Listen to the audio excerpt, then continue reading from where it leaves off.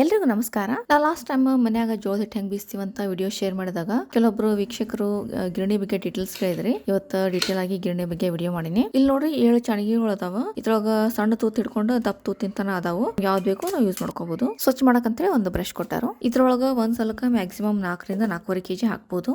ನಾನಂತೂ ಇದ್ರೊಳಗ ಜೋಳ, ಗೋಧಿ, ಅಕ್ಕಿ, ರಾಗಿ, ಕಡ್ಲಿಬೇಳೆ ಎಲ್ಲಾನು ಬೀಸ್ತೀನಿ. ಹಿಟ್ಟು ಬೀಳೋ ಸಲುವಾಗಿ ಈ ಪಾತ್ರೆ ಕೊಟ್ಟಾರು. ಈ ಗಿರಣಿ ಮೇಲೆ ಇನ್ಸ್ಟ್ರಕ್ಷನ್ಸ್ ಕೊಟ್ಟಾರು ಹೆಂಗ್ ಯೂಸ್ ಮಾಡ್ಬೇಕಂತ. ಅದನ್ನ ಫಾಲೋ ಮಾಡಿದ್ರ ಹೊರಗಡೆ ಹಿಟ್ಟು ಎಷ್ಟು ಬರೋದಿಲ್ಲ. ಈ ಪಾತ್ರೆನಾಗ್ಲಿ ಈ ಗ್ರೈಂಡರ್ನಾಗ್ಲಿ ನಾವು ಸರಿಯಾಗಿ ಟೈಟ್ ಆಗಿ ಮುಚ್ಚಲಿಲ್ಲ ಅಂತಂದ್ರ ಹೊರಗಡೆ ಎಲ್ಲ ಹಿಟ್ಟು ಬರೋ ಚಾನ್ಸಸ್ ಇರ್ತೈತಿ. ಒಬ್ಬರು ವೀಕ್ಷಕರು ಕೇಳಿದ್ರು ನಿಮ್ಗ ಜೋಳ ತೊಳಿಬೇಕು ಅಂತ ಯಾರು ಹೇಳಿದ್ದು ಅಂತ. ನಮ್ಮ ಅಮ್ಮನೂ ಜೋಳ ತೊಳಿದಿಲ್ಲ, ಹಂಗೆ ಬೀಸಾ ಕೊಟ್ಟಿರ್ತಾರೋ. ಇವ ಎಲ್ಲೆಲ್ಲಿ ಬಂದಿರ್ತಾವೇನೋ ಧೂಳದಾಗಿರ್ತಾವ ಅಂತ ಹೇಳಿ ನಾನೇ ತೊಳಿತೀನಿ. ನಿಮ್ಗ ಹೆಂಗ್ ಅನುಕೂಲ ಆಗುತ್ತೋ ಹಂಗ್ ಮಾಡ್ರಿ. ನಿಮ್ಗೆ ತೊಳೆದು ಒಣಾಕು ಅಂತ ಅನುಕೂಲ ಇತ್ತಂದ್ರೆ ತೊಳೆದು ಒಣಗಿಸ್ರಿ, ಇಲ್ಲ ಅಂತಂದ್ರೆ ಹಂಗೆ ಬೀಸ್ಕೊಂಡ್ ಬರ್ರಿ. ನನ್ಗೆ ಅನ್ಸಿದ ಮಟ್ಟಿಗೆ ತೊಳೆದು ಒಣಗಿಸಿದ್ಕ ರೊಟ್ಟಿ ಮೆತ್ತಗಾಗುದಿಲ್ಲ.